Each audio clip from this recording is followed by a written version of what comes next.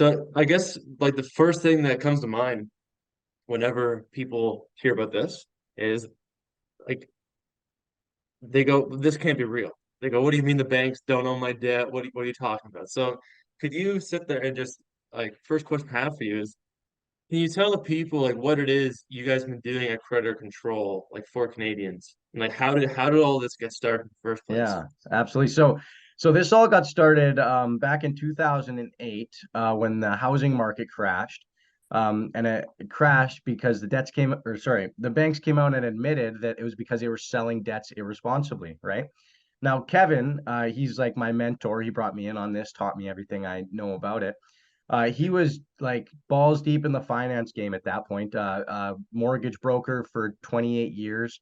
And he realized that yeah, the banks are selling all the mortgages and double dipping on all the profits that are coming out that direction. So when he started getting involved into private lending, it just made sense that if we're aware that debts are bought and sold every day, I mean, obviously, before we hand over funds to any entity, we want to make sure that they're still the rightful owner of the asset that funds are being forwarded for.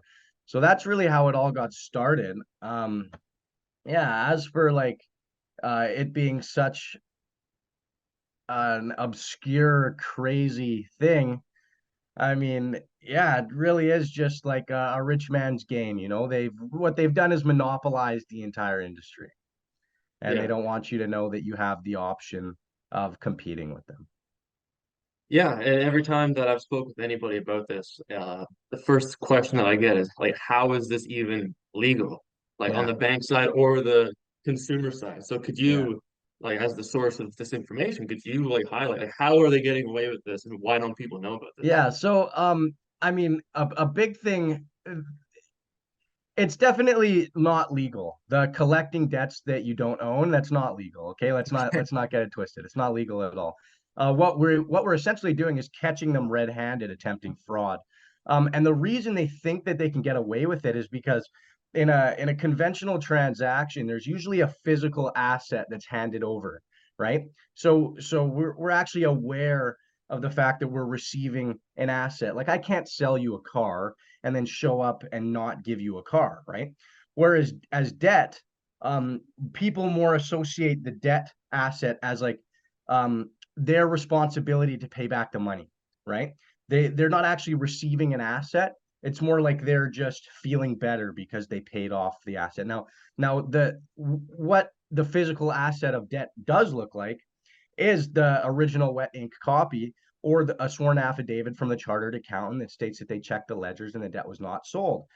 So if you're handing over funds and you're not seeing either of those documentation, well, then you're not really receiving your asset that you're paying for. So I guess they go along getting away with this because they've just got people so brainwashed into just um, worried about their debts. So I'll pay it off and I'll feel better. When in fact, they should be saying, okay, I'm handing you money over for an asset, which is my debt. And I'd like to receive that asset. I'd like to see the physical asset. I'm not going to walk away until I have the asset. And I mean, that's really how they're getting away with it is just people aren't educated on how finance works because that is their entire industry. If everybody knew how the finance industry worked, nobody would go to them because they'd be well aware that they're just getting absolutely screwed.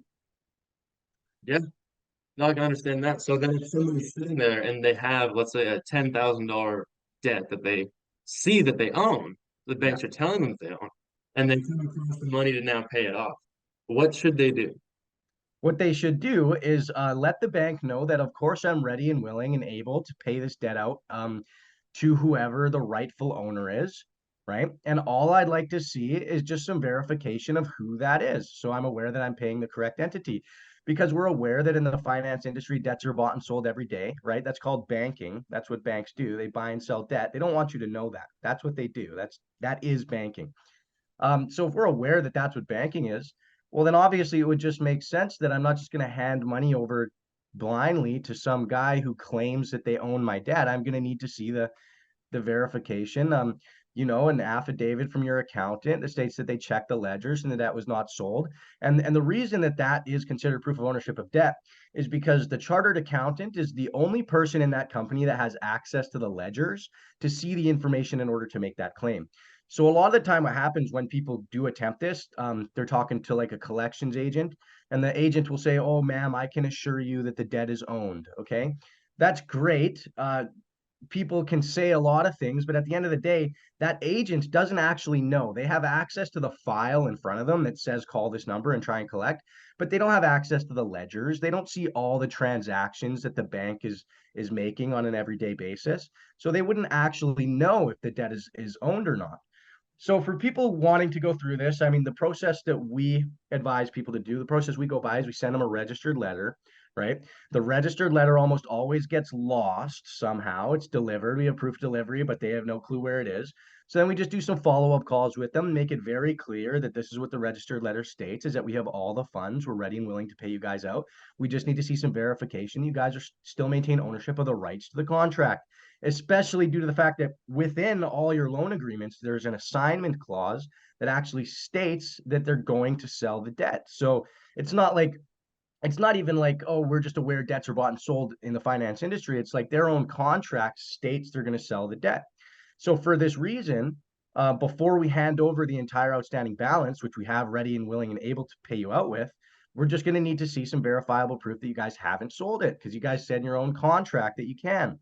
And then that's when you'll usually start to get a lot of just bully tactics, and they're just like, just pay, or just believe me, ma'am, you sound ridiculous. Of course we still own it. Debts don't buy, or banks don't buy and sell debt. They'll make all kinds of crazy claims that can easily be refuted if you take 2 seconds and use your brain and think about it.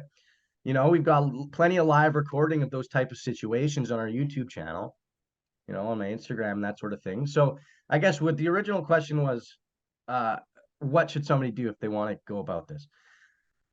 What you should do is obviously request an affidavit from a chartered accountant, send the registered letter, and you need to not be bullied. You need to have a strong mind. These people are going to try and convince you that you're wrong.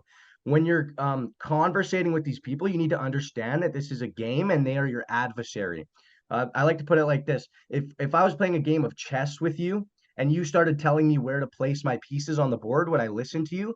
Absolutely not. Right. Right. And the same goes for talking to these collectors. They're not your friend. They're not here to help you. They're going to try and seem friendly and, oh, we're just trying to help you figure this out. They're not. They're there to collect money. They're there to bully you, and they're there to get you. Their objective is to convince you that you're wrong, no matter how right you are. It doesn't matter who's right. You just have to convince the other person that they're wrong. And if that person believes that they're wrong, well, then they're just going to hand over money. So you have to have a strong mind and really understand that, no, of course, I'm not going to hand over money to any entity that doesn't produce the documentation that proves that they own it. I don't care what you say, right? It just makes sense. And you're just so set in your beliefs that you're not going to be bullied. Right. Yeah. And so then how often is it that banks like either can or can't produce proof of ownership? Is that a So common thing? so I've been directly involved in the conveyancing process for about 2.5 years now.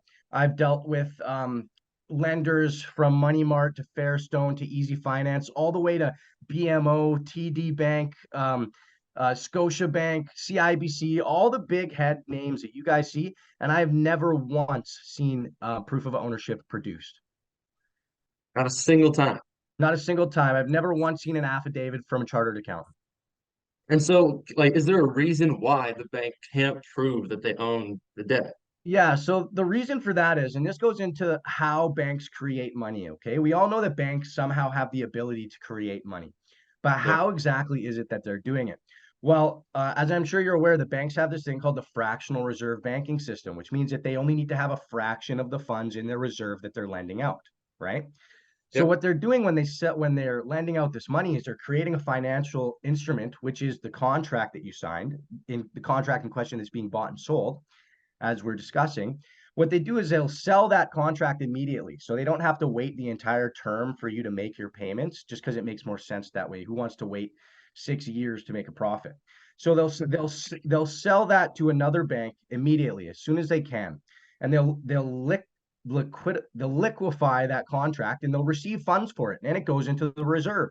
So then what they can do is they can now lend that out 10 times, right? Because of the fractional reserve banking system. And then they'll just sell all that debt again, right? Liquefy the proceeds for that, and then they'll just lend it out 10 times again. And it's just this big repeating ongoing transaction of buying and selling debts that allows them to lend out 10 times the money that it produced. And they're just doing it over and over and over again, buying and selling debts. Since the time that this conversation started, a single debt was probably bought and sold 100 times, just back and forth between major banks, because it is a monopoly. They've designed it to appear as though there's competition, but in reality, BMO, TD Bank, CIBC, all these banks, they all work together. They sell debt back and forth to each other because that's how they make money, right? They're all Yep. owned by the same entity. And yeah, they're just in it together, just making money, buying and selling debt back and forth. So what happens when they do that to create the money is they lose all the paper trail of who actually owns it at this very moment, because like I said, it's in a constant state of being bought and sold in order Yeah. to create money. So in order to go locate that contract, find the owner is, take it out of the process of being bought and sold, would cost them more money than they're actually receiving from getting you, because they can just keep buying and selling it and then lending it out and then buying and selling it and lending it out 10 times. It's just a ridiculous game they've got going on. Yeah. Well, Yeah. it sounds like it. It sounds like it. So then is this process of challenging debt, like, is this available to anybody on the street to just go up and just randomly, like, if they don't have the money, if they have the money, how is that process like supposed to go for them to actually challenge their debt? If someone's suspicious, they they might have a debt with the bank, and they might be sitting here seeing this interview now, think, I want to go do this. Like, how do they go about doing it legally or without like getting into like massive legal fees and a massive fight with a Yeah, enemy that they want? exactly. So that is the biggest roadblock for people, are the legal fees and the time that you have to put into it. They make it very difficult for that reason, because they figure if we make this process hard enough, then they'll just give up, right? Yeah. That's kind of their game plan. So for someone like me who's able to dedicate all their time to it, it's really simple. Really, all it is delivering registered letters, conversations on the phone, and not budging. Being very set in stone on what the agreement is, and obviously it's very unreasonable to expect anybody to forward funds to someone who can't prove they own it. So as long as you're set in stone around that concept, that of course I'm not going to send money to somebody who can't own it, then really you can do it yourself. But the only issue is that, like I said, people have other jobs, they have other things going on. They don't have the time to be dealing with the bank's shit, right? So they'll just that's where it gets difficult. So that's where we come in. We can help people. We do all of that for free, as well as reducing the debt. So Right. Yeah, right on. So then, yeah, so it's free, legal, everything, do with the yeah, banks it's is all a it's it's free. it's a completely free service. What we're doing is consolidating the debt, right? So for example, if somebody has a $50,000 debt, we get it down to $20,000, right? And then we would negotiate that debt as low as we can, because they don't have any of the documentation to legally collect. So we'll get that contract for as low as possible. And then that debtor would only owe $20,000 to us instead of 50. And then we do all the servicing for free, all the process. We make sure it goes smoothly, just because the contract. Yeah. Yeah. Well, so then I know that a lot of people get the question. They ask, like, with doing this process, like, what is the risk if there is one? Like Yeah. to So them. So within the Consumer Protection Act of Canada, it actually states very clearly that any inaccurate information on your Equifax or your credit bureau must be removed, right? So according to the Consumer Protection Act of Canada, there is no risk, right? The worst thing that can happen is some false credit reports are made. That happens sometimes. We're not playing a friendly game. These people are bullies. And occasionally, not often, but occasionally what they'll do is they'll slip negative credit reports through the cracks and just try and get you that way.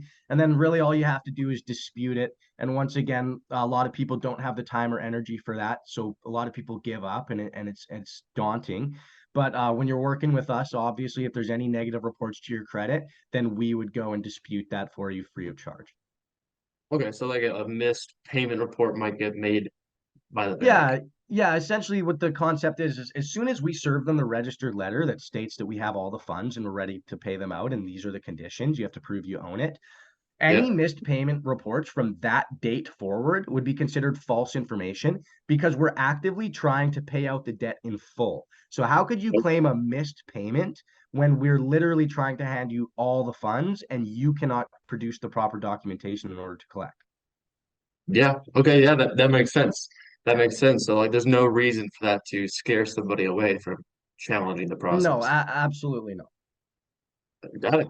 Yeah. That was a big one. That was a big question that a lot of people have is like there has to be a risk associated with this. Yeah, and And really what you have to understand in that, like, the main point you have to understand really when you're approaching the subject is that all the funds are there and we're actively trying to hand them the money, and it's odd that they won't just produce the documentation in order to receive it.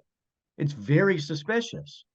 I mean, right. if you and I had an agreement and I was trying to pay you $10,000 and all I asked for you is to just get your accountant to put in writing that you own the asset I'm forwarding you funds for, you'd probably do that, right? Yeah. Yeah, I mean, why wouldn't you? It's just very odd. I can only think of one reason you wouldn't, and it would be you don't own it and you don't want to commit fraud. Yeah. Yeah. No, that makes sense. So then essentially this doesn't have a single impact on your credit at all. No, and if there are any impacts to your credit, they're wrongful credit reports and we get them removed under the Right. Consumer Protection Act of Canada. States very clearly. Yeah. And so then with that, they can still like go forward in the future and they'll be able to access credit through credit cards, personal loans, and stuff like Absolutely. that. Yeah, as long as we get those negative reports removed from your credit, if they hit, if that happens, it doesn't always happen, right? Then of course you're able to access more credit as you wish. I mean, that is their tool for deciding who to give credit to and who not to is the credit bureau. And the only way that they can affect your ability to gain credit is through your credit bureau. And if we can actively remove negative reports off your credit that are wrongful, right? Well, then, of course, why would that affect your ability to get credit at all? Yeah, no, that makes sense. That makes sense, man. So I'm curious, do you have any stories that like stick out like to you? Like you said you've been doing this for the last 2.5 years. Dealing with any banks or any money marts, places like this, are there any like crazy stories that just like pop out? Like you can't believe that this process is going on in Canada, an assumably free country. Absolutely.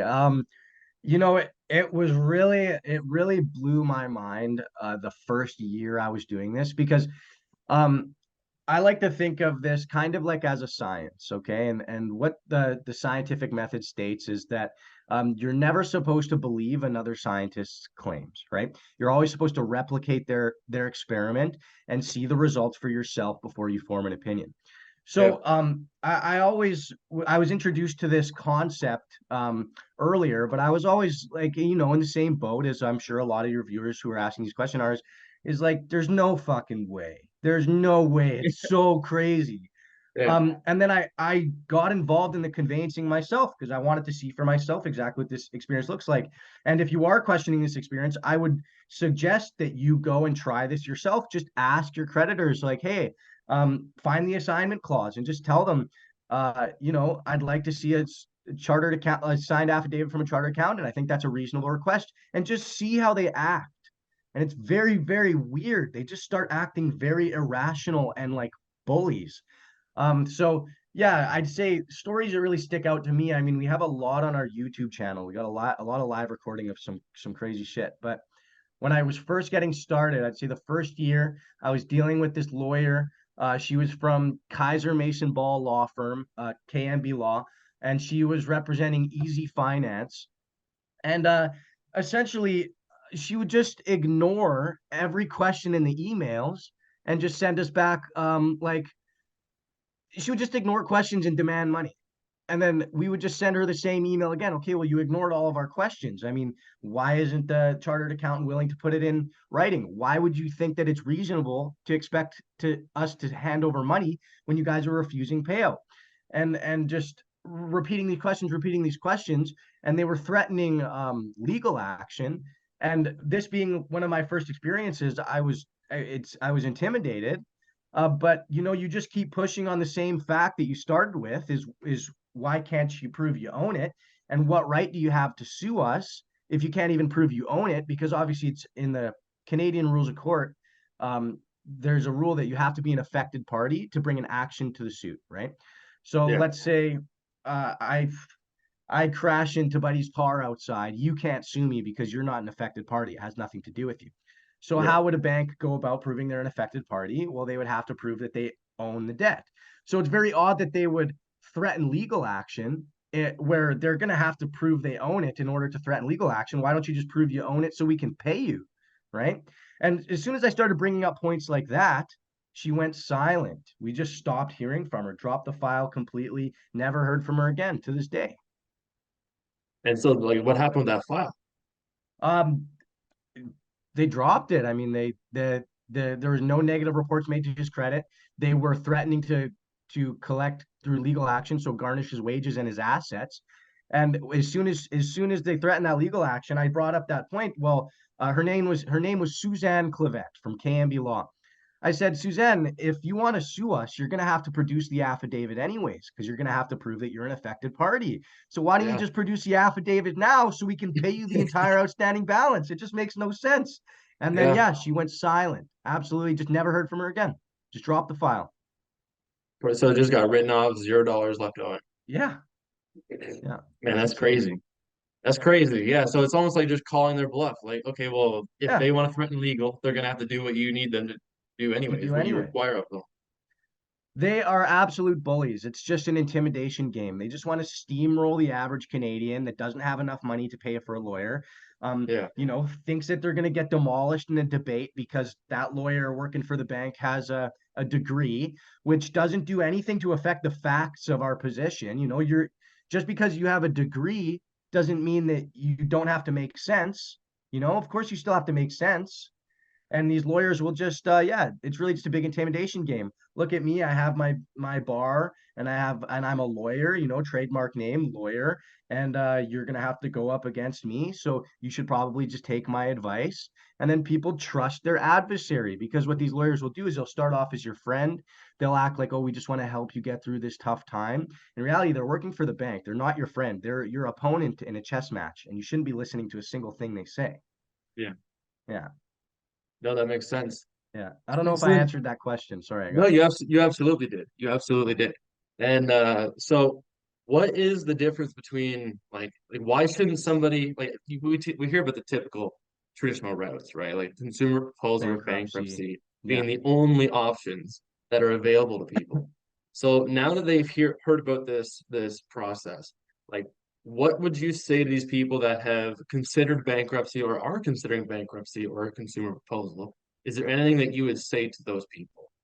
Yeah, I would say if it sounds like if you're considering bankruptcy or consumer proposal, you're at your wits' end, and you're willing to ruin your credit for 7 years in order to get out of your current debt. Why not just at least try and challenge the bank and see if they own your debt? I mean, you literally have nothing to lose at that point. If you're considering bankruptcy or consumer proposal, you have nothing to lose. Absolutely nothing to lose. So why wouldn't you just challenge the bank? I mean, I think under any situation, even if you aren't considering bankruptcy or consumer proposal, you shouldn't be handing money over to people you're not sure own your debt, right? Period. But if you're considering consumer proposal, I mean, you need to take that perspective on and realize that you didn't really do anything wrong. It's not your fault. You were put into a system that was designed to keep you in debt and take money from you for as long as they can. And you need to understand, like, you need to stop being a victim and start standing up for yourself. We're all bullied. We're very bullied by these institutions, and we all need to realize that at a certain point you need to fight back. We're warriors in a sense, but we're not using a sword and shield. We're using facts and debate and the courts. Right.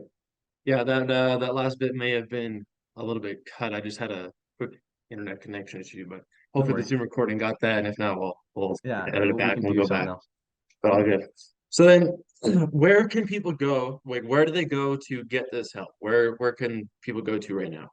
Well, right now, I'm not sure if there's many other people in the market doing this. I do know that this was public information in the early 90s, late 80s. There was I can send you a link. There's a lot of interviews about the produce the note strategy. It was talked about a lot on the local news, and eventually it was swept under the rug. But there were lawyers coming out and saying that if you want to buy some time on your foreclosure, that you should ask the bank to produce the note, because obviously if they don't have the original documentation, well then, like we've discussed this entire this entire interview, Yeah. then you shouldn't have to pay them. Um, yeah, so that was swept under the rug a long time ago. Essentially, I think that's when the bank started monopolizing certain industries to keep a hold on their monopoly, that their main monopoly in finance. They started monopolizing the media. They started monopolizing, um, bankruptcy and consumer proposal trustees. That's a license. So these third-party licensing agencies, they're governing bodies. They're not government bodies, which means that they really only have authority over you if you are under contract law with them. So, for example, bankruptcy and consumer proposal trustees, I'm not sure what the governing body is for them, but they don't govern us because they're not a government body and we never entered contract law with them. If we were to enter contract law with them, well, then I'm sure they'd have something to say about us actively challenging their banks, who they are owned by, right? That's how they secured the market that way. Right. So then the only other place right now that we know of is Yeah, creditorcontrol.ca. it would be You creditorcontrol.ca at this point. Debtredo.ca is another one. UnitedWeStandPeople.com. That's a human rights activist approach where they'll actually back you with uh, like thousands of virtual human rights activists willing to fight on your behalf, send emails to lawyers that are bullying you and let them know that, we're watching you and this isn't right. And you should probably give the Canadian people their due process and have some integrity and just admit when the battle is lost. I mean, if you can't produce proof of ownership of the debt, then you should walk away. You shouldn't be bullying Canadians into handing over money that they don't owe to you. right. Yeah, no, that absolutely makes sense to me. So these people that will go and challenge their debt through your help with Yeah. creditorcontrol.ca, they actually have Canadians watching their case and backing them up, and it sounds like they're reaching out to the lawyers themselves that are, right, as you said, taking away the due process. Yeah. That's kind of what UnitedWeStandPeople.com is for. Yeah, that's what the game plan is all about. It's to catch them red-handed, a live recording, doing something that they're not supposed to do, and that's why we record all of our conversations. Another thing I didn't mention is if you are to come work with Creditor Control, we record every single conversation we have with your creditors, and we send it to you so you can hear exactly what's going on. And a Right, lot of the times, what happens when we're recording is we catch these just ridiculous scenarios, these lawyers lying, collections agents lying, just weird behavior all around. So we record it all and we put it onto the United We Stand People YouTube channel, right? And then that's where we would actively collect the people who, as they should be, are outraged by the situation and they want their voices to be heard. So they'll reach out via email or phone as a concerned citizen and just let this lawyer know that, hey, I know that you're like the lawyers, what they're used to doing is isolating people and then bullying them into doing what they want. And they feel isolated and they're alone and there's nobody watching, so the lawyers can do whatever the hell they want. But as soon as we right, get to them on live recording and we put them out on the internet for everybody to see, it's like shining a light at the cockroaches and they all scatter, right? The lawyers realize, okay, I'm being watched. I can't do what I usually do. And we let them know that you're being watched by sending them emails and letting them hear the public opinion on what they're doing. right. So then even if you aren't somebody who's going through the debt challenging process, you can still like take a stand against these banks and employees that are Absolutely, taking. absolutely. Let's say that I don't know, not everybody's willing to pick up the sword and run into battle and Right, seriously challenge the banks in the courts. But there's always, we need archers in the back sending emails, seriously, sending right, emails and letting them know that they're being watched. And a lot of the time the archers win the battle. It's not always the guys with the swords and the shields, and that's really what we need. right. Yeah, Yeah, so it's almost like the posture that the Canadian isn't alone. You cannot get away absolutely. with this. You Absolutely. aren't We're getting away with watching this. you. Yeah, I love totally. it. Yeah, so you guys heard it here, creditorcontrol.ca. Fill out the form and you'll be able to book a call to speak with somebody from the creditorcontrol.ca team. And if the process makes sense for you, then it will be a free service moving forward and you'll be able to get the debt help that you need. Colton, thank you very much for coming on, man. Absolutely. Thank you very much, Matt. Have a good one. You too.